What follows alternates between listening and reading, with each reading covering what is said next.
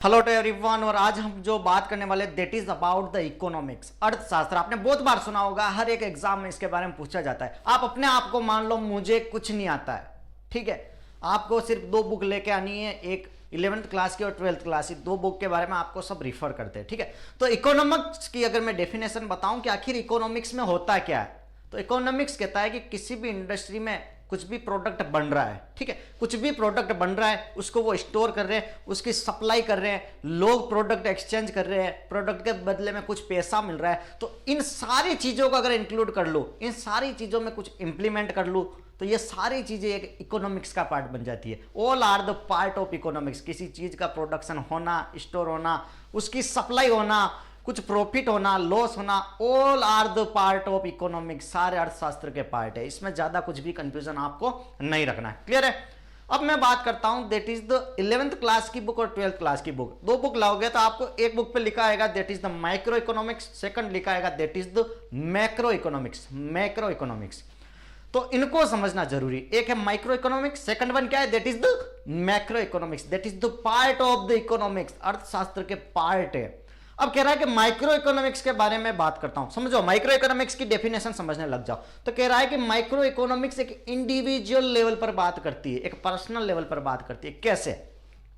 आपके घर का हिसाब आपकी मदर, माता जी रखती है, पिताजी रखते हैं, तो वो एक माइक्रो इकोनॉमिक्स का पार्ट हो गया, ठीक है। एक छोटी सी दुकान खोल दी तो उस दुकान का मालिक टोटल हिसाब रखेगा कि इस महीने में कितना पैसा आया, कितना गया, कितना प्रॉफिट लाभ हुआ।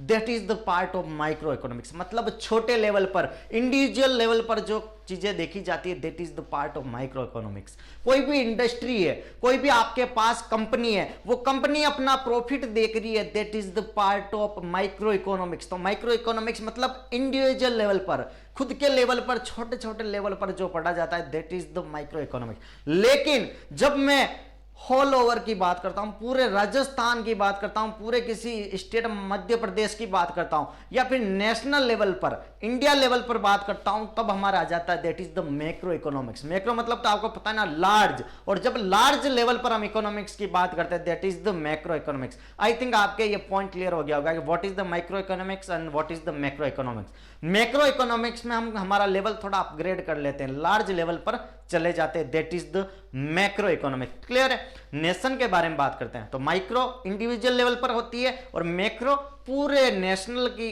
जो इकोनॉमिक्स देखी जाती है। हम पढ़ते हैं ना कि जीडीपी इतनी है देश की, हमारे स्टेट की जीडीपी इतनी है, इतनी ग्रोथ रेट है, ये सारी चीजें हम डिस्कस करेंगे। लेकिन मैंने एक बेसिक फंडा बता दिया कि इकोनॉमिक्स में कोई भी चीजों का प्रोडक्शन हो रहा है, सप्लाई हो रही है, ठीक है, कुछ पैसे देके कोई चीज खरीद रहा है, तो ये सारे इकोनॉमिक्स के पार्ट हो गए। इनको हम थोड़ा डिटेल में पढ़ेंगे, थोड़े साइंटिफिक टर्म्स के साथ पढ़ेंगे, ठीक है। अब आता है कि who is the father of modern economics, आधुनिक अर्थशास्त्र के पिता कौन है, तो एडम स्मिथ। और उन्होंने एक बुक लिखी थी the wealth of nation. Question पूछे जाते हैं एसएससी वगैरह में, तो यहां से क्वेश्चन आना तय है।